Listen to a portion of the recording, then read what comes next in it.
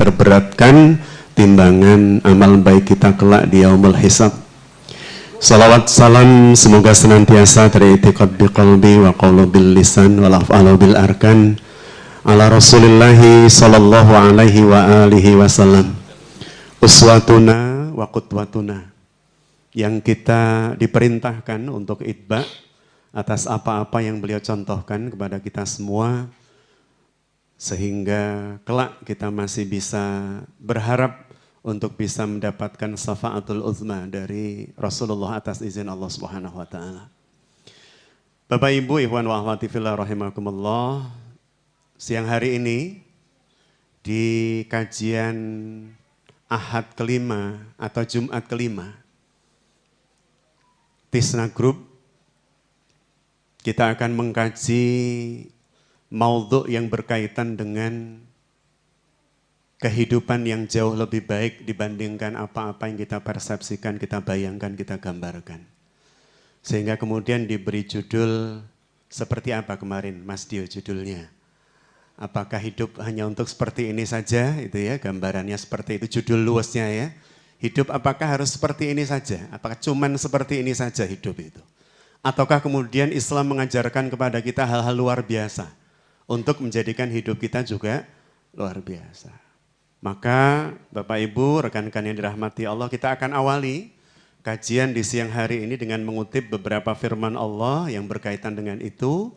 Yang kedua, beberapa kalimat Rasulullah SAW yang tersebar dalam banyak kitab para perawi, yang dari situ kemudian kita bisa belajar lebih banyak tentang bagaimana menjadikan hidup kita lebih bermakna, lebih berarti.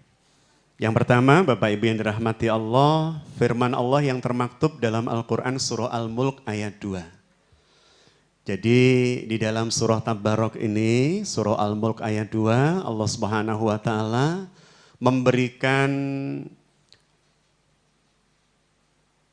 contoh itu ya, memberikan contoh, memberikan gambaran kehidupan yang luar biasa yang seharusnya setiap muslim dan mukmin itu berada dalam area hidup seperti itu. A'udzubillahi minasyaitonirrajim, alladzi khalaqal mauta wal hayah liyabluwakum ayyukum ahsanu amala. Ini sebuah gambaran kehidupan yang Allah Subhanahu wa taala sampaikan kepada kita. Dialah Allah yang menciptakan kematian dan kehidupan. Untuk apa Allah menciptakan kematian dan kehidupan? Ternyata untuk menguji mana di antara panjenengan kula sami yang ahsanu amala, yang paling baik amalnya, paling baik pilihan amalnya.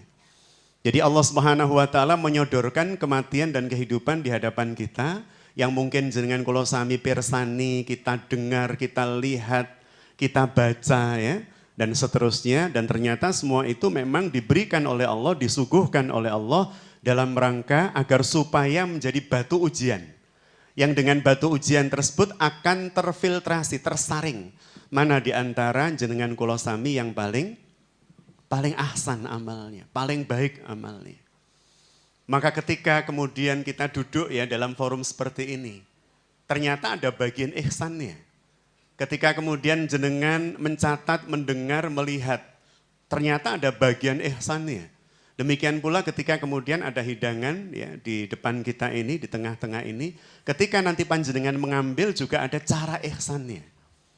Artinya ternyata dimensi ihsan di dalam sudut pandang Islam itu bisa masuk dalam area kehidupan apapun. Makan, berjalan, mengambil sesuatu, berinteraksi, berkomunikasi dengan orang lain, maka sungguh keseluruhannya Allah Subhanahu wa taala atur dalam Al-Qur'an maupun sunnah Rasulullah dengan cara-cara yang luar biasa. Nanti kita akan kaji, kita akan bedah satu persatu. Saya diberi waktu sampai jam 2 untuk memaparkan materi. Setelah itu kalau kemudian ada yang hendak disampaikan, ditanyakan atau didiskusikan, sumonggo. Jadi itu yang pertama. Yang kedua, firman Allah yang termaktub di dalam Al-Quran Al-Baqarah 195. Allah Subhanahu wa taala berfirman, A'udzubillahi minasyaitonirrajim wa ahsinu innallaha yuhibbul muhsinin. Dan berlaku ihsanlah. Sesungguhnya Allah sangat mencintai orang-orang yang ihsan. Orang-orang yang kemudian kita sebut dengan muhsin. Muhsin itu pemilik ihsan. Islam pemiliknya namanya muslim. Iman pemiliknya namanya mukmin. maka ihsan pemiliknya namanya muhsin. Dan di dalam ayat ini Allah Subhanahu wa taala menyebutkan yuhibbul muhsinin. Allah mencintai orang-orang yang muhsin itu. Seperti apa gambarannya nanti kita akan coba kaji. Ini beberapa ayat dan hadis yang berkaitan dengannya. Dan yang ketiga Al-Qasas ayat 77. A'udzubillahi minasyaitonirrajim wa ahsin kama ahsanallahu ilaik wa la tabghil fasada fil ardi innallaha la yuhibbul mufsidin. Dalam ayat ini Allah Subhanahu wa taala menyampaikan dan berbuat baiklah kepada orang lain. Yang menarik ada kalimat kama ahsanallahu ilaik. Sebagaimana Allah telah berbuat baik kepada kalian. Seperti apa? Nanti kita akan lihat Allah berbuat baik kepada kita hamba-hambanya. Wala tabghil fasada fil ard. Dan janganlah kalian berbuat kerusakan di atas bumi. Innallaha la yuhibbul mufsidin. Sesungguhnya Allah tidak menyukai orang-orang yang berbuat fasad, berbuat kerusakan. Baik, dan satu hadis saya ambil, ada sekian banyak ayat. Jadi kalau kita lihat dalam Al-Quranul Karim, kata ihsan itu tersebar di 44 tempat. Tersebar di 44 tempat. Artinya kalau Allah Subhanahu wa taala menyampaikan sesuatu dalam jumlah yang banyak atau besar, pasti juga memiliki kandungan makna yang besar. Kalau disebut Allah sedikit, pasti juga kandungan maknanya tidak begitu urgen dalam kehidupan kita. Jadi seberapa kemudian Allah Subhanahu wa taala dalam Al-Qur'an menyebutkannya, mengulang-ulanginya, itu menunjukkan betapa urgennya masalah tersebut. Contoh ya, contoh. Rasulullah SAW ketika berdakwah, maka yang menjadi halangan beliau dari kaum kerabat maupun orang-orang yang berada di sekitar Mekah itu luar biasa. Jadi tantangan mereka terhadap dakwah Rasulullah SAW itu luar biasa. Sehingga Rasulullah SAW secara psikis membutuhkan support luar biasa dari Allah. Dan salah satu cara yang diberikan oleh Allah untuk mensupport beliau adalah memunculkan kisah-kisah heroisme para nabi dan rasul sebelum Nabiullah Muhammad SAW. Untuk apa? Untuk mensupport mental Rasul, untuk mensupport semangat giroh beliau dalam mendakwakan Islam. Jadi kalau ada seorang komandan itu ya, diwaduli mendapatkan informasi dari bawahannya bahwa ada salah seorang bawahan dari komandan yang keadaan keluarganya seperti ini sehingga dia tidak semangat untuk menjalani latihan atau pertempuran. Maka bisa jadi komandan tersebut akan memanggil personil tersebut dan kemudian di hadapannya sang komandan menceritakan tentang pasukan lain yang mengalami masalah bahkan lebih berat dibanding dia tapi tetap semangat. Ada pasukan di tempat lain yang masalahnya bahkan lebih berat dibanding engkau tetapi dia tetap semangat. Masalahnya berlipat-lipat dibanding masalah yang kamu hadapi. Itu dalam rangka untuk menaikkan semangat. Demikianlah yang dilakukan oleh Allah Subhanahu wa taala kepada Rasulullah SAW. Maka dimunculkan kisah-kisah para nabi dan para rasul sebelum beliau dalam rangka untuk mengupgrade semangat Rasul. Misal, nama Musa alaihi salam itu disebut dalam Al-Qur'anul Karim kurang lebih 136 kali. 136 kali. Tentu ini bukan hal yang biasa, hal luar biasa. Yang memang Allah berkehendak agar supaya Rasul melihat seperti apa Musa, Nabi Musa, Rasul Musa berjuang berdakwah di tengah umatnya yang dua blek itu. Bani Israel yang kita kenal sangat tidak taat itu. Bani Israel yang kalau Rasul menyuruh kalimat beliau bukan sami'na wa ata'na tetapi sami'na wa asayna itu dan seterusnya. Jadi ini menunjukkan bahwa setiap kalimat dengan jumlah tertentu dalam Al-Quran itu pasti Allah menyengaja karena maknanya memang luar biasa. Termasuk kalimat atau kata ihsan ini. Jadi kata ihsan ini dalam Al-Quranul Karim muncul di 44 tempat. Sehingga menunjukkan betapa pentingnya untuk berperilaku ihsan. Atau menjadi seorang muhsinin ya, orang-orang yang muhsin. Baik, kita lihat sekarang contoh-contohnya ya. Jadi ketika Rasulullah SAW menyampaikan di dalam pesan beliau dalam sebuah hadis riwayat Imam Muslim. An Abi Ya'la Saddad ibnu Aus radhiyallahu an. Dari salah seorang sahabat Rasul yang bernama Abu Ya'la. Siapa? Shaddad bin Aus radhiyallahu an. Apa yang beliau sampaikan? Beliau radhiyallahu an menyampaikan an Rasulillah sallallahu alaihi wa alihi wasallam qol, dari Rasulullah sallallahu alaihi wasallam berkata, Innallaha katabal ihsana ala kulli syai'. Sesungguhnya Allah itu menetapkan ihsan itu atas segala sesuatu yang Allah ciptakan. Segala sesuatu itu pasti ihsan. Saya contohkan ya sebelum kita detailkan nanti. Panjenengan kula sami duduk di sini, Pak. Yang menarik, kalau panjenengan mirsani ada seekor hewan, mohon maaf ya, katakan kecoa misalnya. Kecoa punya tangan dan kaki seperti kita, Pak. Halo? Mereka punya kaki depan dan kaki belakang, ngaten nggih? Punya kaki depan dan kaki belakang. Mereka punya lutut yang bisa digunakan untuk menekuk tangan dan kakinya, Pak? Bisa. Pertanyaan saya, bisakah mereka duduk senyaman jenengan begini, Pak? Subhanallah. Padahal komponennya sama, Pak. Dan bisa ditekuk dengan cara yang sama pula, tapi mereka tidak bisa menikmati seperti kita hari ini. Apalagi ada suguhannya begini, Pak, jadi beda. Satu, dua, yang kedua. Panjenengan bisa mendengar suara saya, Pak? Bisa sambil mendengar suara saya, melihat saya, membedakan corak warna pada baju saya? Bisa, Pak, semuanya? Sambil dengar, melihat saya, membedakan corak warna pada baju saya. Bahkan seandainya ada suara dengungan wire atau blower atau AC. Bisa, Pak, kita sambil dengar suara saya, dengar suara AC, melihat saya, membedakan warna baju saya? Bisa, Pak? Bisa. Subhanallah.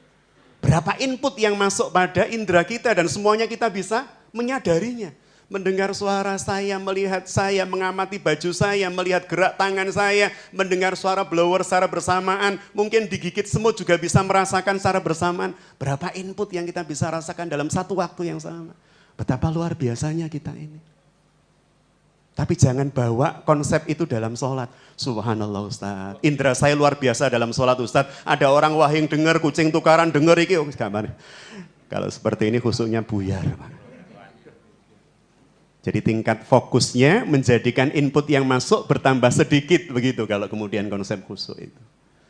Bapak Ibu yang dirahmati Allah, wa akhwati fillah rahimakumullah. Jadi itu contoh-contoh yang luar biasa. Saya tambah satu lagi contohnya. Bapak Ibu yang dirahmati Allah, wa akhwati fillah, kemampuan jenengan mendengar dengan saya, kita semua Bapak Ibu yang dirahmati Allah. Itu ternyata frekuensi gelombang bunyi yang masuk itu terbatasi oleh Allah, dibatasi. Dibatasi itu bukan kok kemudian kita nggak jadi istimewa, justru karena batasan itu kita jadi istimewa. Justru karena batasan itu kita jadi bahagia. Contoh Bapak Ibu, bunyi yang masuk dalam telinga kita itu apa istilahnya ya, space gelombang yang masuk itu frekuensinya hanya 20 sampai 20 ribu hertz. Hanya 20 sampai 20 ribu hertz. Suara yang kita dengar. Mungkin kita protes pada Allah, ya Allah, dos pundi toh. Katanya kami ini dicipta laqad khalaqnal insana fi ahsani taqwim. Ya Allah, kalimatmu dalam Al-Quran At-Tin ayat 4. Engkau cipta kami dalam sebaik-baik wujud, dalam sebaik-baik bentuk. Kenapa kemudian telinga kami ya Allah cuma dibatasi cuma 20 sampai 20 ribu hertz? Kenapa tidak 0 sampai tak berhingga hertz? Kebetulan saya dulu punya radio, Pak. Dulu, Pak, sekitar tahun 2008 sampai 2010, 2011 awal kolaps, Pak. Namanya Suara Hati. Namanya saja Suara Hati, Pak. Diijabah sama Allah, akhirnya nggak ada suaranya, hatinya toh, Pak. Saya punya radio selama 2,5 tahunan. Jadi, pada saat kita punya radio, kemudian kita diminta untuk memilih space gelombang udara berapa agar tidak tubrukan tempuk dengan radio-radio yang lain dalam aturannya seperti itu. Kita memilih waktu itu space 99,99, serba 9. Kita pilih itu. Yang menarik kemudian ketika kita memilih itu, saya itu cuma berpikir, Masya Allah. Kalau gelombang yang diberikan oleh Allah untuk gelombang radio itu space-nya sekian sampai sekian. Untuk televisi sekian sampai sekian. Untuk suara tertentu, misalnya nyamuk, semut ngobrol dengan temannya, itu space-nya sekian sampai sekian hertz. Kemudian apalagi kelelawar, lumba-lumba dan seterusnya itu sekian sampai sekian hertz. Kalau seandainya manusia itu oleh Allah di-loss pendengarannya dari 0 sampai tak berhingga hertz, Pak, jenengan nggak bisa hidup nyaman. Karena apa? Gelombang radio bisa kita dengarkan. Pak, nggak butuh penalang, nggak butuh antena. 0 sampai tak berhingga hertz. Gelombang elektromagnet bisa kita dengar. Gelombang radio masuk, Pak Andika, melebu Wijang Songko, melebu sembarang melebu. Bisa nyaman, Pak jenengan? Nggak bisa. Duduk pengen mendengarkan dengan takdim, dengan khusyuk ketika ada seorang ustadz berbagi ilmu. Sini radio masuk. Sini gelombang, apalagi masuk, macam-macam masuk. Ada semut kemudian ngobrol di sini, kita bisa dengar betapa menderitanya jenengan. Artinya apa? Batasan yang diberikan oleh Allah itu menunjukkan bahwa seperti itulah konsep ihsan. Ihsan itu bukan tanpa batasan, ihsan itu dengan batasan tertentu tetapi menjadi lebih elok, lebih indah, lebih baik. Nah, sekarang kita berbicara ihsan dalam atau dari sisi contoh. Kita lihat ya dari sisi contoh. Tadi disampaikan oleh seorang sahabat namanya Syaddad bin Aus radhiyallahu an. Beliau mengatakan Rasulullah sallallahu alaihi wasallam bersabda, "Innallaha katabal ihsana ala kulli syai." Allah itu menetapkan, menentukan segala sesuatu yang dicipta dalam posisi dan keadaan terbaik, strukturnya terbaik dan seterusnya. Fa idza qataltum fa ahsinul qitlah. Maka jika engkau membunuh, bunuhlah dengan cara yang baik. Jika kita membunuh, bunuhlah dengan cara yang baik. Seperti apa penjelasannya nanti, Pak? Wa idza dzabhtum fa ahsinul dzibha. Dan manakala engkau menyembelih, maka sembelihlah dengan cara yang baik. Dilanjutkan oleh Rasulullah, wal yuhidda ahadukum syafratahu wal yusrah dzafihatah. Jadi kata Rasulullah sallallahu alaihi wasallam, dan hendaklah kalian mengasah pisaunya serta menyenangkan hewan yang akan kalian sembelih. Menyenangkan hewan yang akan kalian sembelih. Jadi menyenangkan hewan yang mau disembelih itu sunnah, Pak. Dan ini bagian dari cara Rasulullah sallallahu alaihi wasallam mengajarkan kita untuk berperilaku baik, hatta bahkan terhadap binatang. Contoh, Pak ya. Rasulullah sallallahu alaihi wasallam pernah mengatakan, jangan engkau bunuh binatang budna itu 2 kali. Jangan engkau sembelih, jangan engkau bunuh binatang kurban itu 2 kali. Para sahabat heran, bagaimana kami bisa membunuh binatang kurban 2 kali ya Rasulullah? Kata Rasulullah, yang pertama, engkau menyembelihnya. Dan yang kedua, sebelum engkau menyembelihnya, engkau biarkan dia melihat temannya yang disembelih. Subhanallah. Itu Rasulullah, Pak, sampai segitunya, Pak. Jadi kalau kita kurban kemarin itu, menyembelih binatang kurban, maka aturan syariatnya, kalau kita sedang menyembelih kurban, maka temannya jangan sampai lihat, Pak. Temannya jauhin. Atau tempatkan dia di tempat yang dia nggak bisa lihat temannya yang sedang disembelih. Jangan kemudian malah dituntun, diperlihatkan sambil bilang, "Nas, pemanasan di sini ya Mas ya."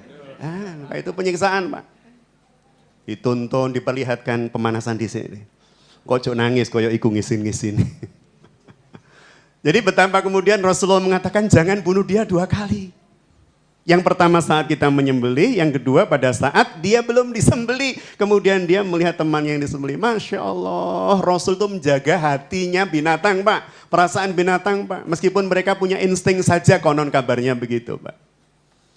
Jadi subhanallah, ini gambaran yang disampaikan oleh Rasulullah SAW. Satu, yang kedua. Disampaikan di sini oleh Rasulullah SAW. Wal yuhidda ahadukum syafrata. Jadi kita diminta untuk mempertajam pisau yang akan kita gunakan menyembelih. Kebetulan di hampir setiap Idul Adha kami dimintai tolong untuk menyembelih, Pak. Baik itu domba atau kambing maupun sapi. Sehingga bisa melihat secara real, seperti apa ketika kemudian kita menajamkan pisau, seperti apa ketika kemudian kita menyembelih dengan cara yang tepat dan benar dan seterusnya. Dibanding kalau kemudian pisaunya tak tajam atau tak disembelih dengan cara yang tepat atau benar. Jadi ini contoh-contoh yang disampaikan oleh Rasulullah SAW. Bahkan tadi kalimat awalnya, فَإِذَا قَتَلْتُمْ فَأَحْسِنُوا الْقِتْلَةَ. Bunuhlah dengan cara membunuh yang terbaik. Maka hukum mati di dalam Islam itu ada di dalam surah Al-Baqarah 178. Jadi ada di dalam Al-Quran di surah Al-Baqarah 178. Kita bisa membaca di sana Allah Subhanahu wa taala berfirman yang persis sama redaksionalnya dengan Al-Baqarah 183. Kalau Al-Baqarah 183 tentang apa Bapak Ibu? 183 puasa, kata Mas Dio. Tentang Ramadan, tentang puasa. Ya, kalau Ramadan disebut di 185-nya, tapi tentang puasa lebih tepatnya. Dan sebelumnya di 178 atau 179 Allah Subhanahu wa taala berfirman dengan redaksional yang sama persis Bapak Ibu. Kalimatnya persis sama. A'udzubillahi minasyaitonirrajim. Ya ayyuhalladzina amanu kutiba. Ya, persis sekali ini. Kutiba, kalau di dalam 183 itu kutiba alaikumusiyam. Kalau di ayat sebelumnya itu kutiba alaikumul qisas. Diwajibkan atas kalian melaksanakan qisas. Qisas itu hukum mati yang hari ini diterapkan salah satunya di KSA, Kerajaan Saudi Arabia. Jadi mengikuti perintah Allah tersebut. Dan ternyata pakar saraf, dokter ahli syaraf menyebutkan bahwa ketika seseorang, misal Pak Nge, Bapak Ibu Nge, jenengan sakit gigi. Ketika kita sakit gigi itu kan, proses sakitnya di sini, ada bakteri, ada macam-macam. Kemudian ketika terjadi luka atau yang lain, maka melalui sensor saraf akan dikirim ke otak. Dari otak kemudian muncul reaksi, ya, muncul reaksi. Muncul reaksinya apa? Sakit, maka dikirim ke bagian yang lain. Kepala jadi pening, tangan jadi tremor, macam-macam. Jadi ketika sakit itu di gigi, ini dikirim ke otak dulu. Baru setelah otak ada respon. Respon ini dikirim ke seluruh tubuh. Sampai kita merasakan sakitnya gigi itu bukan hanya di sini, tapi di hampir seluruh tubuh. Begitu Bapak Ibu ya. Halo? Nih masih bangun, nggih? Jadi Bapak Ibu yang dirahmati Allah, ikhwan wa akhwati fillah, maka obat-obat analgesik yang selama ini panjenengan unjuk, itu fungsinya untuk menghadang informasi dari sumber sakit ke arah otak, agar supaya tidak muncul respon sakit. Jadi ketika kemudian saya sakit gigi, saya minum analgesik, maka fungsinya, kata Dr. Ahmad Husni, dokter gigi senior ya di Kediri, jadi ketika saya minum analgesik, maka fungsinya adalah menyetop, dikasih presbodeng antara sumber rasa sakit dengan otak. Jadi nggak bisa ngirimnya Pak, nggak ada stopnya begitu, stop, tek, maka nggak kekirim ke sini. Kalau nggak kekirim ke sini berarti tidak merasakan sakit lagi. Tapi apakah penyakitnya sembuh?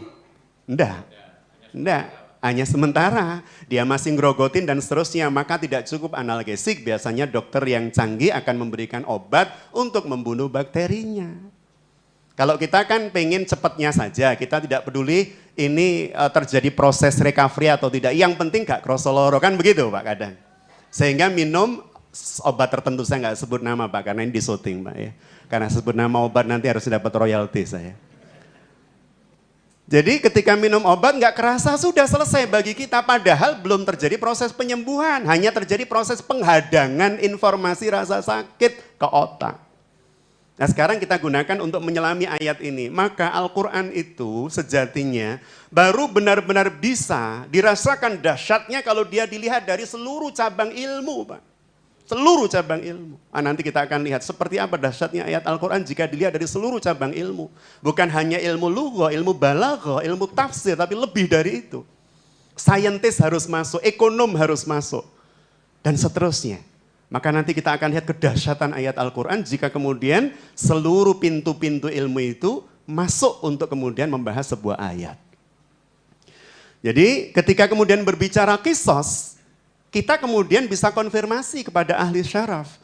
Seperti apa sejatinya proses orang yang mengalami kisos dibanding orang yang ditembak atau di strom atau di ruang apa istilahnya eksekusi. Di Amerika itu ada namanya semacam bubble chamber begitu.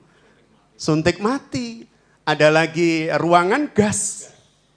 Itu lebih dahsyat lagi di Perang Dunia Kedua digunakan oleh Nazi. Jadi bagaimana kemudian kedudukan kisos? Ternyata subhanallah, kenapa kemudian Al-Quran memilih itu? Berarti Allah yang memilihkan buat kita. Tadi saya sampaikan pada jenengan, rasa sakit di tangan itu nggak akan kerasa kalau dia nggak bisa ngirim sampai ke otak. Karena seluruh fungsi yang bisa merasa, mengeksekusi rasa, kemudian memutuskan apa yang harus dilakukan ada di dalam otak. Maka jika kemudian tangan saya sakit, ya, ketekan atau terjepit sesuatu, maka harus ada proses yang ngirim dulu. Ini sarafnya set sampai di otak, kemudian direspon. Tangan sakit, maka otak mengirimkan perintah, cepat cari ini, cepat bergerak, cepat ini dan itu dan seterusnya. Nah, pada saat kemudian kisos dilakukan, coba kita lihat Pak ya. Tadi Seluruh rasa sakit dari mulai ujung kaki sampai kepala harus direspon oleh otak dulu. Lah sekarang ketika orang itu mengalami kisos, mungkin kalau melihat sekedarnya Pak orang akan bilang kisos itu kejam. Hukum Allah kok kejam ya? Hukum Allah tidak ada yang kejam Pak. Hukum Allah itu dalam rangka untuk zawajir wa jawabir. Dalam rangka untuk protektif yang pertama pencegahan dan yang kedua untuk menggugurkan dosa sang pelaku. Jadi kalau hukum Allah tadi itu diterapkan maka dia berfungsi dua. Yang pertama mencegah orang lain yang melihat agar tidak melakukan hal yang sama, tercegah. Karena tadi waduh kalau saya melakukan digitukan ya. Jadi takut. Kemudian yang kedua sebagai penebus dosa bagi kelakuannya tadi, bagi si pelaku tadi itu. Orang membunuh orang lain tanpa hak yang dibolehkan secara syariat, maka hukumnya adalah dikisos. Kalau dia tidak mendapat pengampunan dari ahli waris. Kalau dia dapat pengampunan dari ahli waris, maka dia harus bayar diat 100 ekor unta diatnya untuk orang yang meninggal. Kalau satu unta 25 juta, itu ya misalnya atau 30 juta dikalikan 100. 3 miliar atau 30 miliar. Nah, itu diberikan tuh 30 miliar Pak, harus diberikan Pak. Ketika dia dimaafkan oleh ahlu warisnya. Maka ketika pelaksanaan kisos itu dilakukan kita lihat seberapa dahsyat hukum Allah dan seberapa ahsannya sebenarnya. Jadi ketika kemudian dilakukan hukum kisos ya mohon maaf ini dipotong gitu ya, tak kepala itu pada saat pelaksanaan itu. Kalau ini dipotong Pak, rasa sakit di sini dikirim kemana lagi Pak? Putus Pak sudah. Maka tidak ada rasa sakit sama sekali. Maka ketika dokter syaraf menjelaskan dengan konsep seperti itu, kita Masya Allah. Allah menjadikan orang yang dihukum itu tidak merasakan sakit. Dalam sekejap. Subhanallah. Itu salah satu contoh Pak ya, ahsan. Betapa kemudian Islam mengajarkan ahsan. Yang ketiga contoh. Islam ini adalah agama yang syamilan wa kamilan, sempurna dan paripurna. Bukan hanya sempurna, paripurna. Paripurna itu berarti meliputi seluruh hal. Seluruh hal. Contoh, ketidakbolehan kita meniup minuman dan makanan yang panas. Gitu ya. Jadi ini kan sebenarnya sesuatu yang sederhana dan biasa kita lakukan. Kalau kemudian mau minum kopi masih panas mungkin. Sederhana. Tetapi kemudian Islam bahkan mengatur sedetail itu Pak. Sedetail itu dalam artian begini, apa sih ruginya ketika kemudian kopi itu panas atau minuman itu panas kemudian ditiup agar supaya dingin dan kemudian bisa diminum. Toh minumnya juga dengan basmalah, toh setelah minum juga hamdalah, apa ruginya? Pak, Bu, coba jenengan melakukan sebuah percobaan sederhana saja. Ada nasi panas, jenengan biarin sampai dingin. Dan nasi yang dinginnya ditiupin. Kira-kira menurut jenengan lebih cepat basi yang mana? Basi. Yang ditiup, Pak. Yang ditiup, wallahi. Karena tiupan kita itu mengandung karbon monoksida macam-macam ya, karbon dioksida, mohon maaf. Karbon dioksida yang ketika berinteraksi dengan panas dia muncul karbon monoksida macam-macam. Dan itu membahayakan tubuh kita. Subhanallah. Artinya apa? Bahkan cara memperlakukan makanan saja Islam mengatur. Pak. Subhanallah. Dan mengatur dalam rangka untuk apa? Kebaikan kita. Kualitas hidup kita dan seterusnya. Contoh lain. Kenapa makan itu disunahkan menggunakan tangan? Sunnah menggunakan tangan, menggunakan jari langsung. Subhanallah. Ternyata enzim-enzim yang ada dalam jari jenengan itu membantu proses secara kimiawi untuk melumat makanan sebelum dia masuk ke lambung sehingga kerja lambung menjadi ringan. Coba jenengan punya makanan, disentuh dengan tidak disentuh, lebih cepat basi yang mana? Yang disentuh pasti. Yang disentuh pasti. Karena di sini ada enzim. Sehingga makanan yang setelah disentuh oleh seseorang itu ya, pasti proses basinya lebih cepat, proses melumatnya lebih cepat. Dibanding dengan makanan tanpa disentuh. Oh berarti kalau saya makan dengan disentuh, ini membantu lambung untuk memudahkan dia bekerja. Karena sudah ada enzimnya tadi itu. Ya meskipun kemudian kita kadang juga harus menempatkan posisi kita pada tempat sebagaimana kultur masyarakat di sana. Misalnya acara seperti ini, ya Pak ya, jenengan disuguhi rawon Pak. Wah sunnah itu pakai tangan, Masya Allah. Jenengan mam rawon, celemut tangan. Dudunya pada lugur, jangan begitu. Tentu itu ada ihsan yang lain. Kita masuk pada ranah ihsan yang lain. Jadi betapa kemudian Allah Subhanahu wa taala mengatur sedemikian rupa agar supaya kehidupan jenengan dan saya itu lebih nyaman sejatinya. Tidak lebih rumit, tidak lebih sulit. Ngaten nggih? Baik, itu satu contoh. Contoh yang lain, contoh berikutnya, seperti apa ihsan? Ihsan dalam perilaku tadi sudah terhadap binatang. Kemudian yang kedua, ihsan dalam komunikasi. Bagaimana Rasulullah SAW mengajarkan? Komunikasi, berbicara, Pak. Rasulullah Shallallahu Alaihi Wasallam itu pernah ditanya sebuah pertanyaan yang sama oleh dua orang berbeda. Bahkan banyak orang berbeda, karena hadis tentang ini banyak, jumlahnya lebih dari 7. Saya contohkan 2 yang paling terkenal. Yang pertama bertanya adalah Abdullah bin Mas'ud radhiyallahu an, yang kedua bertanya adalah Abu Dzar Al-Ghifari radhiyallahu an. Pertanyaannya sama, siapa ya Rasulullah manusia yang baik itu, yang terbaik itu, siapa?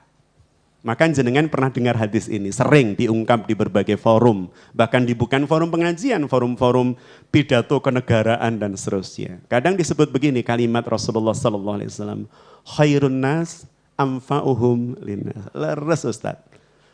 Yang terbaik di antara manusia adalah yang paling bisa memberikan manfaat buat orang yang lain. Tapi ini kalimat Rasul tidak pada semua sahabat.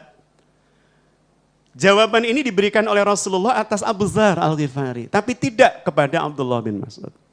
Ketika beliau bertanya dengan pertanyaan yang sama, maka jawaban Rasul adalah khairun nas aqra'uhum. Nah, ini menarik. Yang terbaik di antara manusia itu yang paling sering baca, paling sering belajar, paling sering menuntut ilmu, bla bla bla bla bla. Itu kalau diurai. Kenapa Rasul jawabannya berbeda pada dua orang yang berbeda? Karena Rasul melihat siapa yang bertanya, potensinya apa, yang dari situ kemudian dia bisa menggali untuk dirinya, keluarganya, dan orang lain. Jadi tidak kemudian disamakan semua orang jawabannya sama. Tanya misalnya pada jenengan, Pak, ada 5 putra jenengan, tanya, Pak, saya itu enaknya bekerja apa toh Pak nantinya? Atau masuk ke jurusan apa kalau kuliah dia masih SMA? Si bapak merasa dulu bapakmu nak pengen jadi dokter nggak keturutan. Bismillah kamu jadi penyambung cita-cita bapak dokter le. Anak yang kedua kita bilangi lagi. Anak saya yang kedua le bismillah bapak dulu pengen jadi dokter nak. Dan bapak pengen bukan hanya 1 dokter anak bapak. Tapi semua jadi dokter. Dokter 5 orang Pak. Padahal anak kedua dan ketiga adalah anak-anak yang kalau lihat darah saja mual Pak. Lihat darah mual. Apa mungkin begitu? Saya punya mahasiswi Pak. Mahasiswi saya itu kalau lihat darah mual Pak. Padahal dia bidan Pak, bayangkan Pak. Bidan, lihat darah mual. Bayangkan dia menolong orang yang sedang melahirkan Pak, bolak-balik muntah-muntah Pak. Terus kok sing ditolong sopo Pak? Artinya apa? Artinya sesuaikan dengan potensi orang yang bertanya. Maka setiap orang tua harus ya perso tahu anak saya yang ini bakat minatnya ini, anak saya yang ini bakat minatnya ini. Bismillah kelihatannya kamu kok cocok di teknik toh nak, misal begitu. Satunya subhanallah, nah kamu loh kalau nulis itu bapak lihat, bagus susunan katanya luar biasa, kalimatnya tidak pernah kehabisan, cocoknya jadi sastrawan. Misal begitu. Nak kamu cocoknya Masya Allah setiap kamu ketemu binatang loh. Ya kok nyedek awakmu tole. Ambek bapak gak gelem ibu gak gelem. Ono sapi nyedek awakmu. Ono wedhus ngrundel-ngrundel ning awakmu. Kata awakmu cocok nak jadi peternak. Nah misal begitu. Artinya tidak kemudian disamakan. Itulah Rasulullah. Artinya ketika beliau bercakap-cakap, berkomunikasi dengan apapun siapapun, dilihat siapa yang ada di hadapannya. Yang kedua, dilihat kultur masyarakat seperti apa. Kultur masyarakat di tempat tersebut. Itu seperti apa. Maka kita bisa melihat banyak kebijakan Rasulullah SAW yang teramat sangat luar biasa, yang berkaitan dengan konsep-konsep komunikasi beliau. Contoh yang lain. Di sini ada bapak muda yang masih punya anak kecil. Bapak putranipun pinten? Oh belum menikah, mohon maaf. Subhanallah. Kiranya segera mendapat jodoh terbaik Pak ya, dunia akhirat insya Allah. Aminnya yang keras di sana Pak, aminnya Pak.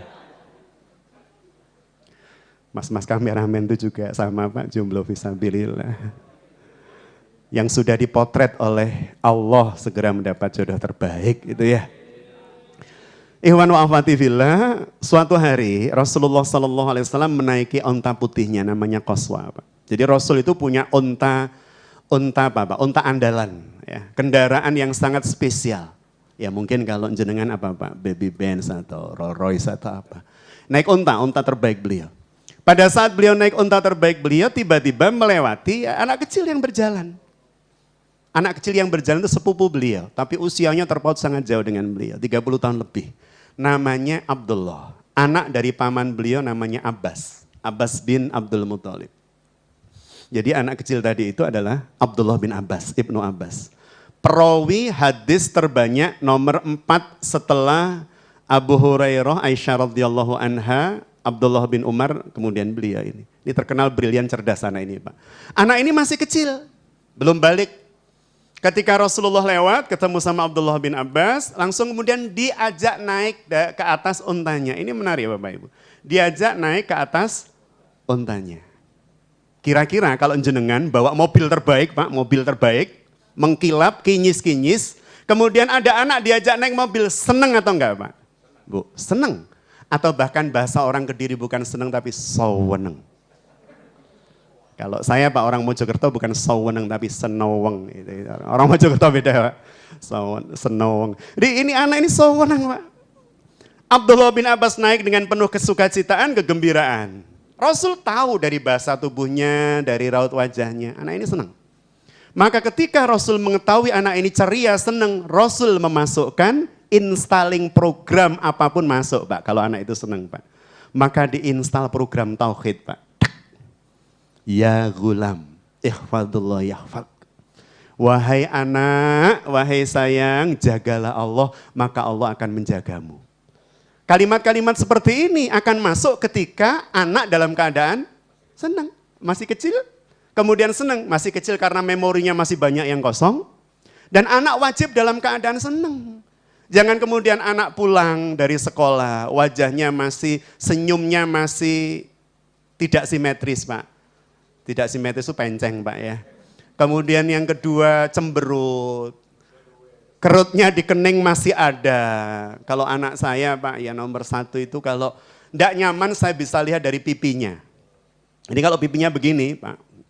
Wah ini marah berarti. Ada nggak nyaman. Jadi kalau pas pulang saya lihat kok kemudian tembem pipinya. Oh ini dia jengkel dengan sesuatu di sekolah atau di jalan. Maka saya beri kesempatan, saya nggak akan tanya apapun. Dia ketika masuk itu ya Pak ya, saya menjawab salamnya, setelah itu dia akan masuk ke kamarnya. Saya biarkan. Tapi ketika kemudian sudah keluar dari kamar, saya lihat ini tembemnya sudah hilang Pak. Sudah begini. Maka saya baru akan menanyakan, apalagi kalau sudah tersenyum. Dok tadi ada apa toh nak? Kok pulang kelihatannya tidak nyaman? Kok Bi cuman di jalan bla bla bla bla, misal begitu. Jadi pada saat anak dalam keadaan seperti itu, jangan kemudian kita masuki di installing program yang kita inginkan. Kok anak masih dalam keadaan tertekan, keningnya berkerut, kemudian bibinya masih cemberut bibirnya. Kita jengkel marah sambil mengatakan, kamu itu bla bla bla. Kita nasihati hadis Rasulullah begini. Ayatnya dalam Al-Quran itu surah Kahfi ayat sekian. Itu anak pasti semakin tidak mencintai Quran dan Sunnah. Ternyata ayah itu kalau marah selalu keluar Qur'annya, ayah itu kalau marah selalu keluar sunnahnya, tapi ketika kemudian ayah senang tidak keluar semua itu. Ketika senang, ayo pergi yuk ke sebuah rumah makan. Ketika senang, ayo kita rekreasi, yuk ke sebuah tempat rekreasi. Tapi kalau sedang marah ayatnya keluar. Ini kan kebalik nih Pak. Jadi Bapak Ibu yang dirahmati Allah, betapa kemudian Rasul melakukan itu. Jadi cara kemudian beliau berkomunikasi dengan anak, itu ya senengin dulu si anak. Naik di atas Qaswa, unta putih beliau, baru kemudian diinstal program tauhidnya. Jangan kemudian menginstal program tauhid atau taklif syariat dengan cara-cara yang menjadikan mereka justru takut. Ini kejadian nyata Pak di Nganjuk. Ada seorang ibu setelah saya memberikan tausiah seperti ini di Islamic Center Nganjuk menanyakan kepada saya, Ustadz, anak saya Ustadz sambil berkaca-kaca kedua mata beliau sudah kuliah di Surabaya semester sekian di sebuah institut terkemuka. Saya mendapat informasi dari sahabatnya Ustadz, anak saya sekarang sudah tidak lagi sholat. Sudah tidak lagi sholat. Saya tanya pada bundanya, lah dulu gimana bunda? Pada saat dia mulai SD, mulai TK sampai SMA, Ustadz sholatnya selalu saya pantau dan dia selalu tidak meninggalkan sholatnya. Saya tanya dari A sampai Z, yang saya harapkan informasinya saya dapatkan sampailah saya pada sebuah kesimpulan. Oh, anak ini sejak kecil menerima perintah sholat itu sebagai beban yang nyesekin hati. Menerima perintah sholat itu sebagai beban yang sangat tidak menyenangkan buat alam sadar dan alam bawah sadarnya. Dan itu sangat berbahaya. Kalau orang Pak menganggap sholat itu beban, bukan hanya beban Pak. Beban itu ya. Saya tanya pada jenengan semua termasuk para bunda di belakang. Kalau jenengan mendapatkan beban, maka keinginannya melepas atau terus membersamainya kalau namanya beban. Melepas. Orang itu kalau menerima beban, mendapat beban, ketika dia melepas rasanya nyaman, rasanya nyaman. Maka ketika dia menganggap sholat itu beban tadi itu Pak, dan pengawasnya itu sudah nggak ada. Dulu pada saat di rumah ibunya selalu ngingetin, ayo sholat, ayo sholat, ayo sholat. Pada saat pengawasnya sudah tidak ada lagi, maka beban itu pasti ditaruh sudah. Karena ini beban, sesuatu yang nyerimpeti laku. Maka ketika tidak ada yang mengawasi ditaruh, dia tidak melakukan itu. Kalau anak menganggap sholat itu beban, bahaya. Bahaya. Maka jadikan sholat itu qurrata a'yun kata Rasulullah. Sesuatu yang menyejukkan pandangan mata dan hati. Sholat itu menjadi qurrata, bukan hanya anak, bukan hanya keturunan. Tapi Rasul mengatakan sholat itu qurratu aini, qurratu a'yun saya. Penyejuk pandangan mata dan hati saya, itu Rasulullah SAW. Jadi kalau jenengan dan saya, bunda ayah pengen anak-anak kita itu excellent hidupnya, maka kata kuncinya sholat. Agar supaya dia merasakan nyamannya melaksanakan sholat, jangan sampai sholat itu menjadi beban buat dia. Menjadi beban, nggak apa-apa lah, nanti kita bisa gesek dikit-dikit sampai kemudian menjadi sebuah hal yang dia tidak pengen melepaskan, yang kalau kemudian ketinggalan bahkan sholat sunnah, duhanya lupa atau duhanya kelewat, dia jadi kepikiran, ya Allah tadi tidak sempat duha. Padahal duha itu bukan sholat wajib. Dan saya yakin panjenengan semua sudah sampai pada level itu. Ketika kemudian meninggalkan sholat sunnah rasanya, ya Allah tadi kelewatan. Ini berarti sudah lagi bukan beban, tapi sudah menjadi bagian dari kebutuhan. Sembako itu kepanjangannya apa Bapak Ibu? 9 bahan makanan pokok. Pokok itu berarti termasuk kebutuhan rakyat nama mboten? Kalau kebutuhan itu yang namanya kebutuhan tidak dipenuhi rasanya kan ganjel, ngaten nggih?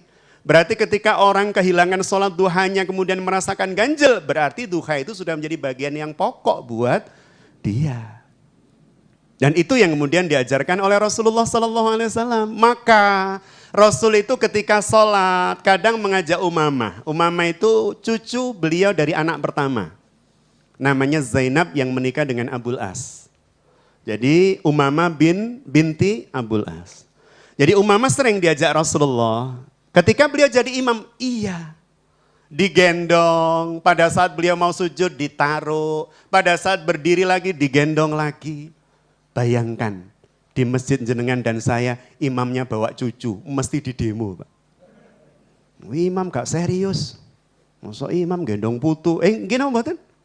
Tapi Rasul melakukannya Pak. Tetapi kita lihat cara Rasul melakukannya tidak sembarangan, tidak serampangan. Kita baca dalam hadis Umamah, Hasan maupun Husain. Itu tidak kemudian lari-lari ke sana kemari, mbatai sarungi jamaah dan seterusnya. Tidak Pak. Artinya apa? Ada proses pendidikan sebelum anak itu diajak ke masjid. Jangan kemudian kita berkata begini, anak-anak itu malaikat-malaikat kecil di masjid. Ajak anak-anak ke masjid tapi tidak dididik saat di dalam rumah. Harusnya dididik saat di dalam rumah, diberitahukan seperti apa adab di dalam masjid. Tidak diajari itu diajak saja. Ketika ada orang negur kita marah. Ini masjid enggak ramah anak, senengan enggak nyunah bla bla bla. Padahal kita sendiri tidak mendidik anak sebelum ke itu masalahnya. Rasul mengajak cucunya ke masjid. Iya, dan kita lihat bagaimana ya ahsannya Rasul. Excellentnya Rasul mendidik cucu-cucunya. Suatu hari beliau sujud Pak. Husain yang waktu itu diajak, Husain itu anaknya Fatimah dan Ali radhiyallahu anhum ajmain. Ketika kemudian Rasulullah sujud, Husain itu naik di atas punggung beliau. Sahabat-sahabat Pak yang berada di belakang jadi makmum boten pirsa. Mereka semuanya sujud. Ketika mengikuti Rasul sujud, mereka merasakan Kanjeng Nabi sujudnya kok sowe. Nah itu kalau orang Kediri tadi kan begitu. Ya Allah, Kanjeng Nabi sholatnya kok sowe.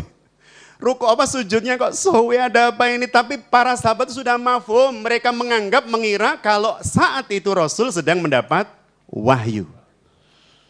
Ya, sahabat tenang Pak, berhusnudzon. Wahyu turun, nikmati Terus subhana rabbiyal alam, terus subhana rabbiyal. Sambil menikmati ucapan itu.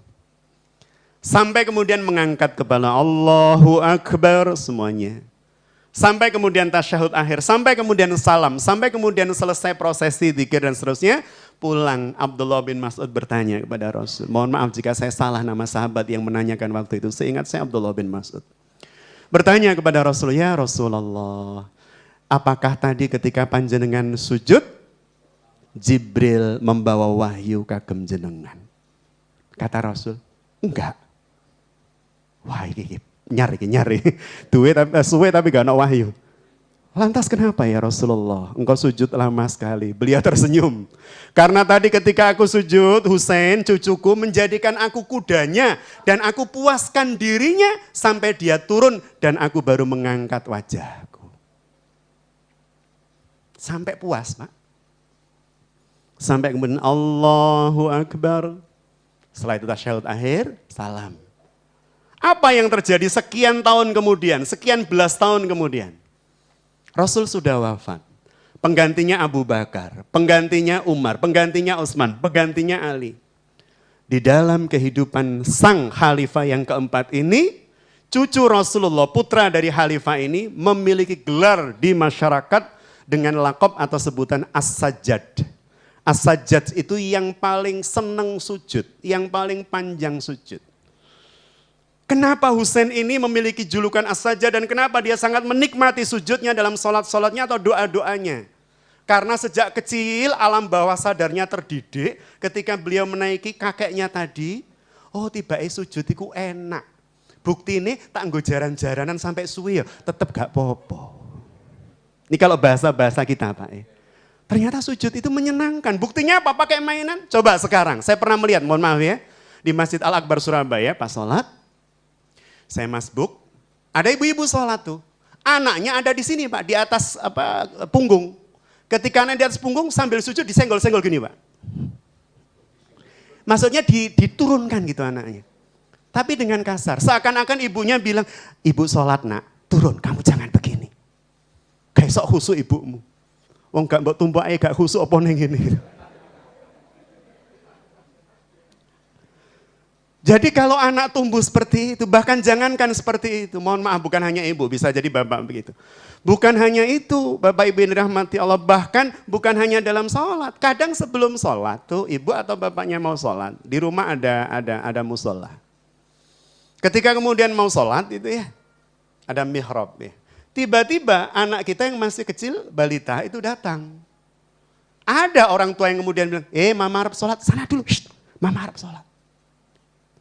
Jadi anak itu merasa, mama itu lek sholat jadi kereng nih Pak. Jadi kereng. Jadi pemarah. Sana. Mama sholat ngadep Allah, ini ngadep Allah, enggak main-main, lihat TV sana. Lihat SEA Games sana.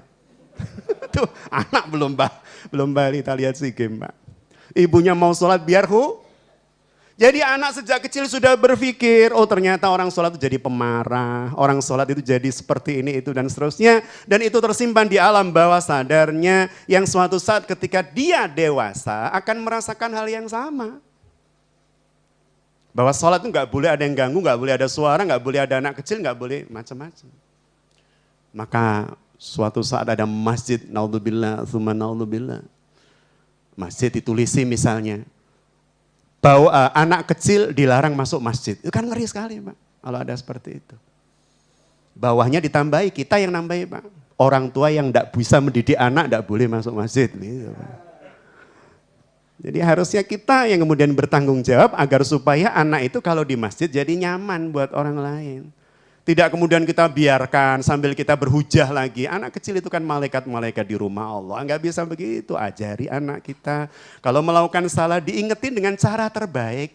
Didatangi, pegang tangannya, cium tangannya dulu, diajak untuk bergerak ke tempat yang lain. Tidak mengganggu orang yang sholat sunnah dan seterusnya.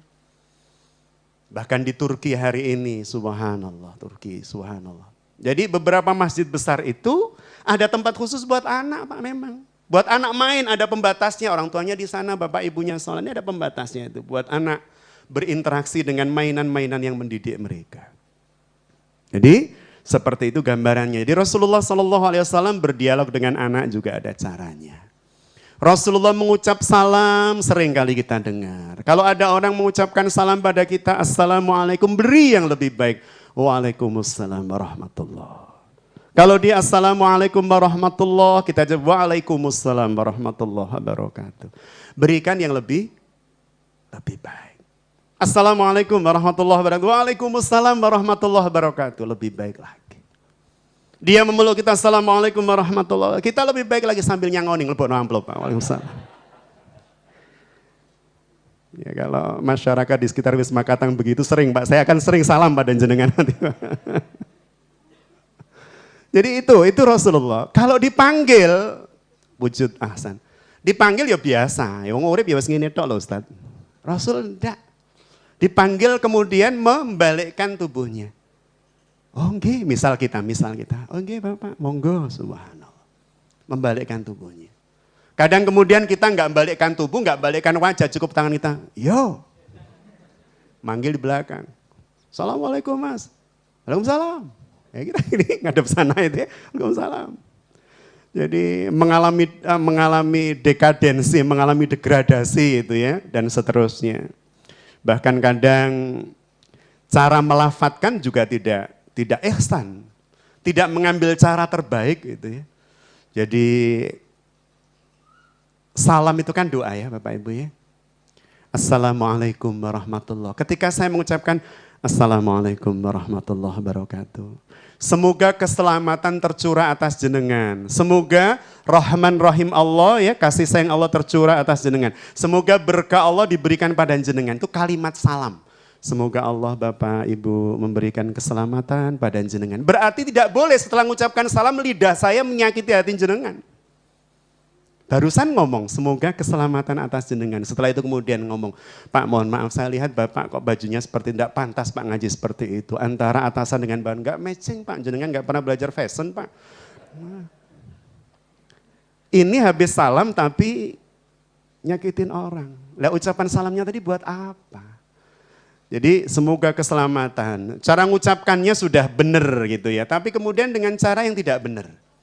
Berangkat sekolah karena mungkin terlambat, sudah jam 2 lebih. Mas mohon maaf ya ini, mau saya selesaikan berarti. Contoh terakhir ini berarti. Berangkat sekolah kemudian pegang tas. Mengucapkan salam ibunya masih di dapur. Ma berangkat ya, Malaikum. Malaikum Pak, coba Pak. Ini dalam penelitian Pak. Jadi ketika kemudian ambil tas karena ini jam 7 kurang 5 menit, buan terlari. Ma berangkat, Malaikum. Malaikum, coba bayangkan. Ini artinya apa malaikum? Molo itu kan kecelakaan. Malaikum molo buat kamu, begitu mungkin Pak ya. Malaikum. Maka mamanya juga nggak menjawab Waalaikumsalam ya. Cukup sambil enteng saja Pak, goreng tahu lam. Menurut Pak wis. Cara mengucapkan Rasulullah Sallallahu Alaihi Wasallam. Cara sampai pada cara-cara yang lebih lebih luar biasa ketika berbicara tentang bukan hal-hal yang biasa, tapi hal-hal yang bagi jenengan dan saya itu sulit untuk kemudian melakukan itu dalam kemarahan misalnya. Ya, cuman saya simpen Pak ini Pak karena saya buka pertanyaan dulu. Kalau tidak ada saya bercerita ini sebagai penutup. Tapi jangan-jangan saya bilang begini jenengan nggak ada yang tanya, nunggu ceritanya itu. Baik, monggo seandainya ada yang mau monggo Ustaz, monggo Ustaz. Ini yang bertanya Pak dapat hadiah kalender umroh Pak. Kalendernya yang umroh Pak ini Pak. Enggak dibagikan oleh Pak Dio. Nggih, monggo Ustaz.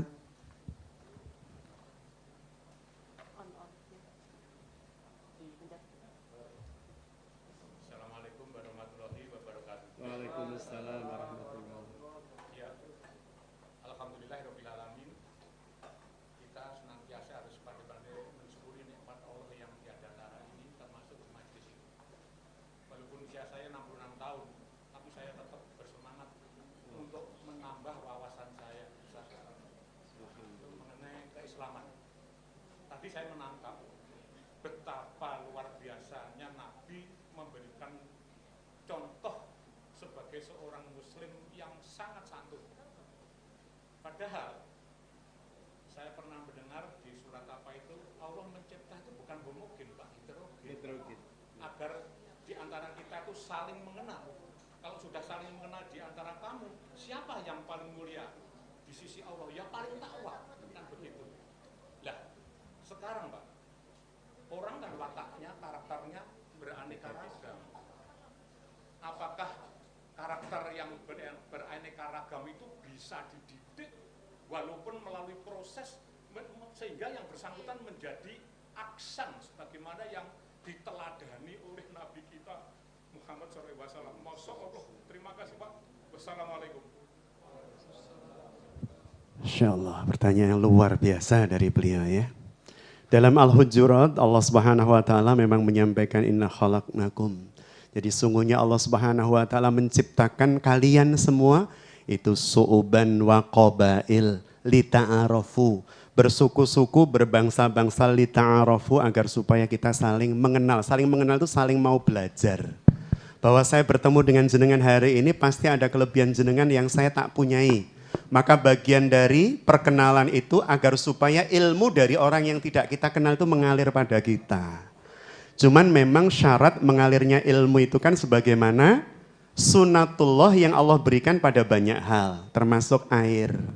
Kalau air ini saya lepaskan Pak, saya lepaskan seperti ini Pak. Lah begini nih, saya lepaskan airnya di sini lubang misalnya Pak, tanpa tekanan, dia nggak mungkin keluar ya. Dengan tekanan dia keluar. Kalau kemudian saya pengen dapat aliran air ini, Bapak Ibu yang dirahmati Allah, saya harus memposisikan gelas saya lebih rendah dari air ini. Lebih rendah, agar supaya air mau masuk ke dalam gelas saya. Maka hati manusia yang senantiasa terbuka dan merendah diri di hadapan kebenaran itu pasti mudah dapat ilmu. Jadi kalau kemudian posisi hati kita itu lebih rendah dibanding sumber-sumber ucapan, sumber-sumber bacaan dan seterusnya, pasti ilmu itu mudah mengalir pada kita. Tapi kalau kemudian kita membaca judulnya atau membaca penulisnya misalnya, penulisnya siapa sih buku ini? Muhammad Hatta, jenengnya ecek-ecek, gak cocok. Meskipun kita baca Pak itu dengan metenteng Pak, metenteng itu apa ya Mas Dio ya? Kita baca dengan sungguh-sungguh gitu ya, tapi kita sudah ngeremeh Muhammad Hatta iso opo nulis buku kayak gini. Ya nggak akan pernah kita dapat ilmu, tidak akan pernah. Meskipun kemudian nama yang menulis misal siapa itu Pak ya, nggak terkenal. Tapi ketika kemudian kita Allah dari siapapun kau pasti akan mengalirkan ilmumu pada saya. Kita merendahkan hati dan diri kita di hadapannya, maka insya Allah akan mengalir ilmu itu. Itu yang pertama. Yang kedua, dengan adanya su'uban wa qabail lita'arafu, apakah kemudian bisa seluruh orang itu menyerap hidayah? Hidayah dari Allah Subhanahu wa taala. Padahal tadi kita membincang dari mulai untuk bisa menikmati ayat Allah itu dari mulai ilmu kimia disertakan ilmu ini ilmu. Nah, terus kalau kemudian orang tidak pernah belajar ini itu apa ya bisa? Menarik itu kalimat itu. Jadi bunda yang dirahmati Allah, Allah Subhanahu wa taala menyebutkan, menyampaikan wa ma arsalnaka illa, yang pertama rahmatan lil alamin untuk Rasulullah surah Muhammad 109, dan yang kedua wa ma arsalnaka illa kafatal linnas. Bahwa ayat-ayat Al-Qur'an bahwa Islam itu adalah rahmat bagi kafatal linnas, semua manusia. Bukan hanya muslim tapi semua manusia. Saya contohkan untuk semua manusia. Saya contohkan bahwa Islam memerintahkan kita untuk menjaga kebersihan. Sampai kemudian keluar sebuah makalah dari hadis ya, makalahnya an-nadhafatu minal iman. Bahwa kebersihan itu adalah sebagian dari iman. Satu. Yang kedua, la dharara ila dharara fil Islam. Tidak boleh ada yang bahaya dan membahayakan di dalam Islam. Baik untuk diri maupun orang lain. Maka di dalam Islam tidak boleh orang ngecat, misalnya saya ngecat atap nih. Kemudian cat yang 25 kilo itu saya cangklong begini. Saya cangklong saja begini sambil saya ngecat itu ya. Nyangklong mungkin 5 menit nggak kerasa. Tapi kalau ngecatnya kemudian 2 jam, jenengan bisa ngangkat gelas ini dengan posisi tangan seperti ini. 1 menit, 2 menit, 3 menit saya percaya. Tapi coba ketika 1 jam begini Pak. Kira-kira bobot gelasnya nambah nggak bobot gelasnya? Sebenarnya bukan nambah.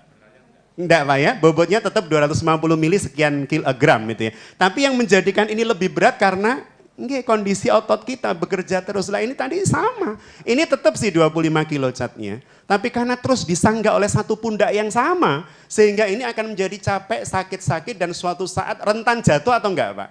Rentan, maka dalam Islam enggak boleh. Itu menimbulkan doror. Doror itu bahaya buat diri maupun ada orang lain lewat. Kita pas wabet weng, biuk. Sudah biuk dia kena cat, timbanya masuk di kepala Pak, kan dramatis banget itu. Jadi saya cuma ingin mengatakan bahkan di dalam Islam doror itu tidak boleh. Baik diri maupun orang lain. Sehingga ketika tadi disampaikan apakah bisa semua manusia, bahasa Allah itu bukan bahasa sains, bukan bahasa sastra, meskipun semuanya ada dalam bahasa Allah. Tapi bahasa Allah itu bukan bahasa, tetapi bahasa universal.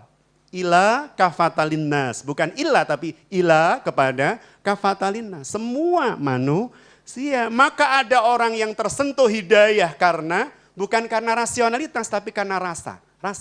Beda rasa dengan rasa. Para ilmuwan yang masuk Islam itu tersentuh karena rasionalitasnya. Percobaan ketemu, wah Islam hebat. Tapi ada orang yang karena rasa memang. Subhanallah ketemu teman-teman di kajian Jumat Tisna Group itu. Masya Allah jamaahnya kalau pulang itu ketemu orang mesti nyapa. Rasanya di hati itu adem. Tiba wong Islam itu Masya Allah. Nah itu karena rasa dia ketemu hidayah. Tapi ada karena rasionalitas. Sehingga ayat-ayat Al-Quran itu kadang yang disentuh rasanya. Kadang yang disentuh rasionya. Sehingga semua masyarakat dalam seluruh segmen dan levelnya bisa tercover. Ngaten Bapak nggih. Jadi subhanallah itulah Islam, indahnya Islam. Baik, ada lagi satu mungkin? Nggih, monggo Ustaz. Waalaikumsalam warahmatullahi wabarakatuh.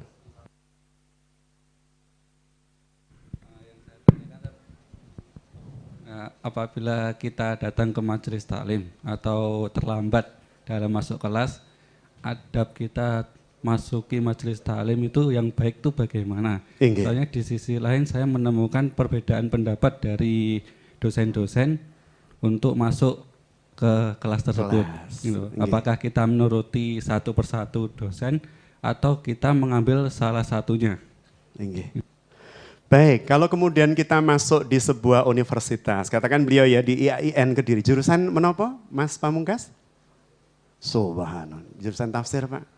Ini cocok Pak untuk calon menantu Pak.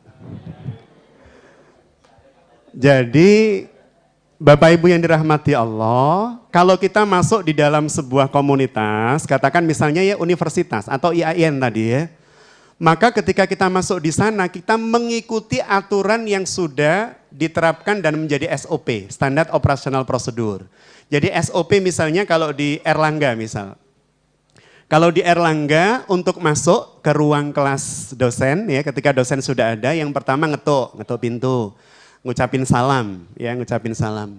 Kemudian dosen akan mengatakan masuk, baru kemudian kita masuk ya. Tapi ternyata tidak semua begitu. Saya pernah punya dosen ya, dulu yang nulis buku-buku biologi saat SMA di tahun 80-an. Namanya Profesor Dr. Supomo. Lah Prof Supomo ini kalau tapi ada kesepakatan sudah. Jadi pada saat kita ngumpul, beliau awal masuk, beliau bilang begini, nanti kalau ada mahasiswa masuk yang terlambat 15 menit, mohon maaf kalau kalimat saya tidak enak kalian dengar. Jadi kalimat beliau begini, kalau sudah dilihat lebih dari 15 menit, kalimat beliau jawab, Waalaikumsalam.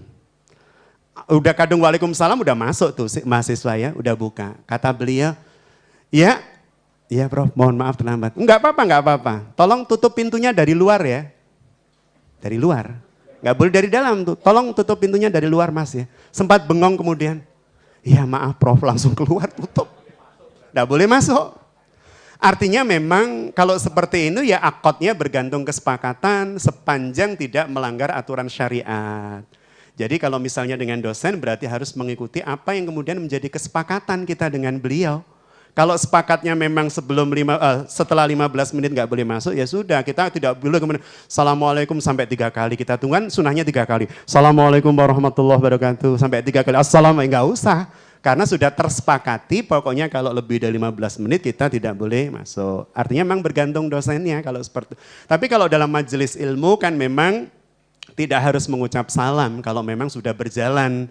Cukup kemudian mengambil tempat duduk yang sudah disiapkan atau yang sudah disediakan untuk tidak mengganggu prosesi transfer ilmu yang dilakukan. Karena ditakutkan baru masuk Assalamualaikum, baru masuk Assalamualaikum, Assalamualaikum. Akhirnya gak ngurungoknya Waalaikumsalam, Waalaikumsalam, Waalaikumsalam. Enggak. Jadi kesepakatan gitu ya Mas ya kalau di kampus ya. Salam buat teman-teman di sana ya. Baik, sampun ketinggalan Bu. Ada lagi? Yang Ahwat? Saya bisa lihat tembus kok dari sini, monggo.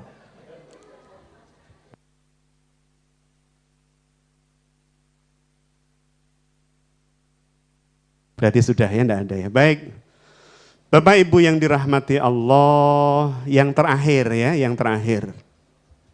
Tadi saya sampaikan ada sebuah cerita luar biasa dari Rasulullah SAW yang menunjukkan betapa beliau mengambil sikap paling ahsan untuk segala sesuatu, termasuk ya ketika Rasul berhadapan dengan orang yang mengaku telah melakukan dosa besar.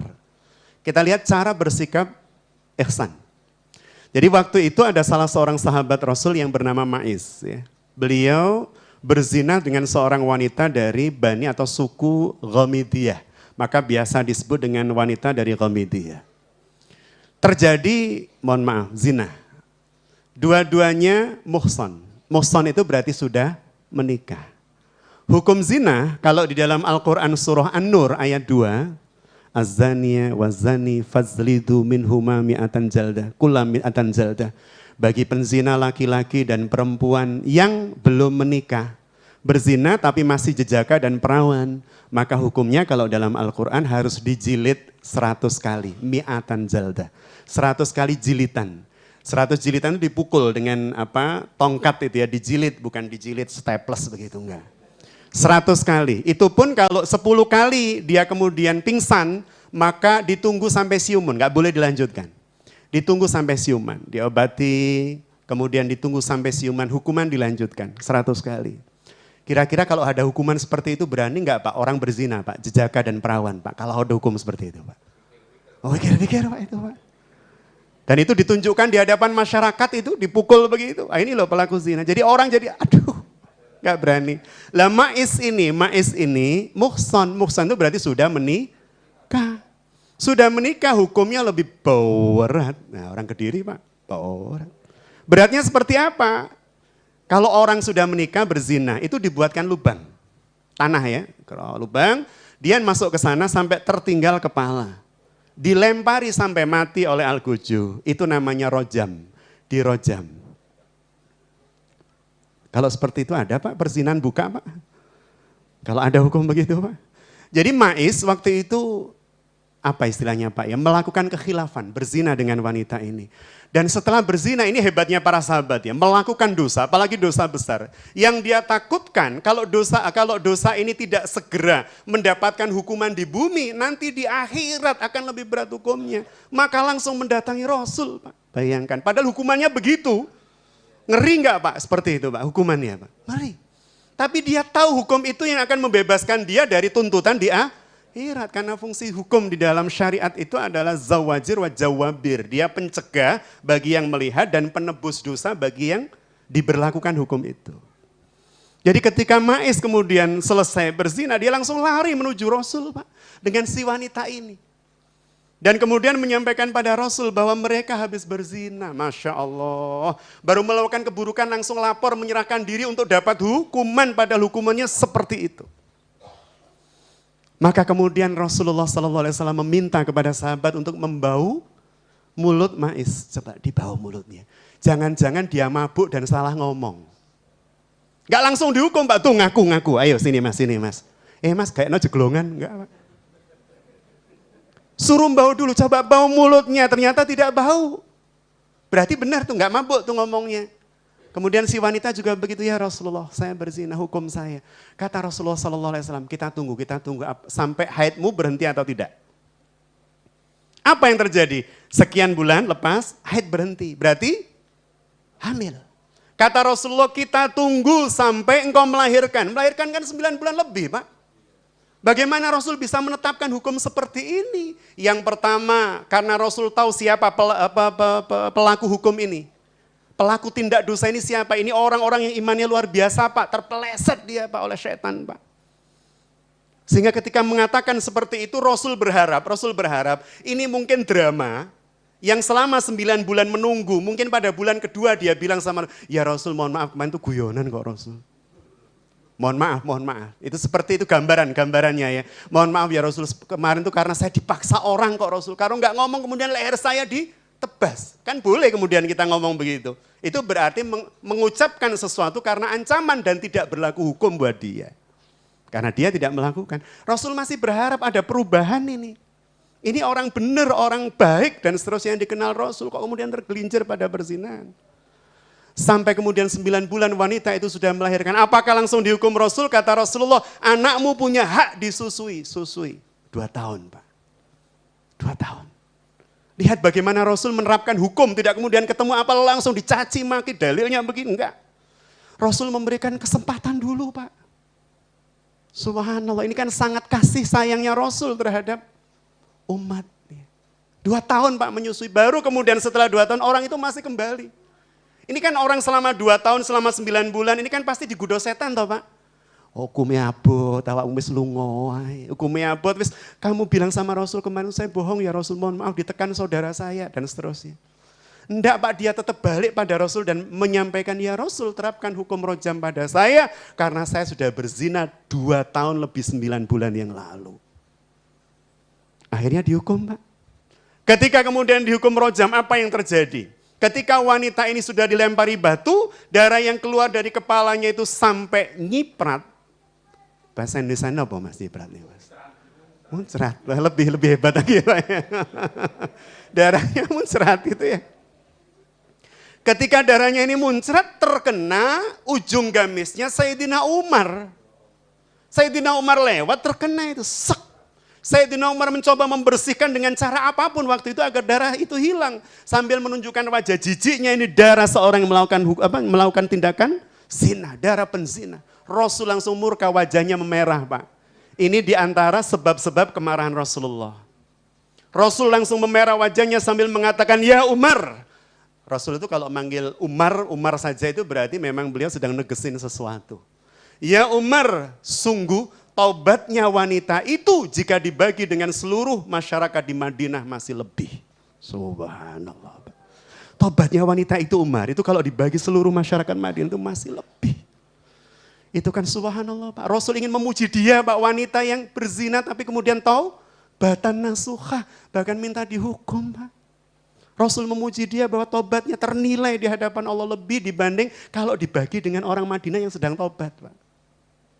Masya Allah.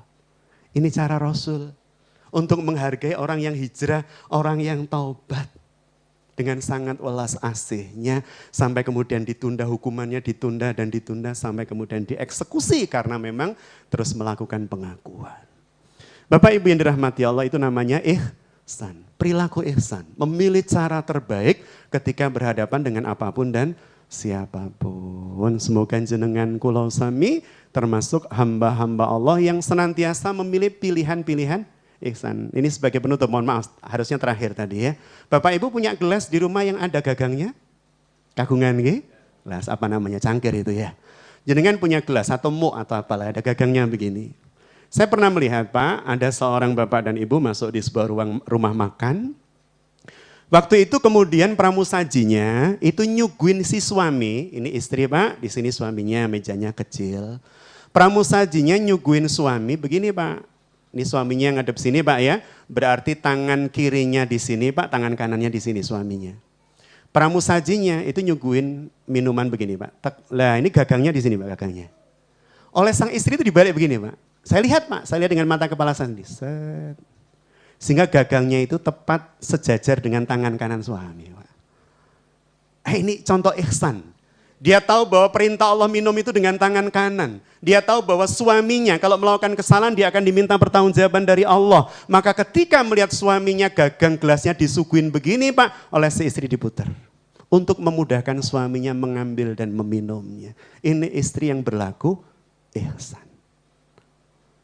Tidak kemudian, ma kaos kaki, ya dole ono dewe aku kesel kali enggak. Jadi subhanallah, ini bagaimana seorang istri mengambil pilihan terbaik atau suami ya mengambil pilihan terbaik dalam kehidupan mereka untuk kemudian diberikan kepada orang lain, disikapkan kepada orang lain sehingga menghasilkan keluarga yang harmoni dan penuh berkah insyaallah. Demikian Bapak Ibu yang dirahmati Allah, tidak ada pertanyaan. Tadi sudah ada 2 penanya ya. Kita tutup dengan doa kafaratul majelis agar kiranya keberkahan Allah diberikan kepada majelis ini dan kita semua yang hadir dalam majelis ini. Kita tutup dengan doa khabratul majelis sareng-sarenge subhanakallahumma wa bihamdika asyhadu an la ilaha illa anta astaghfiruka wa atubu ilaik. Billahi taufiq wal hidayah ihdinas siratal mustaqim. Assalamualaikum warahmatullahi wabarakatuh.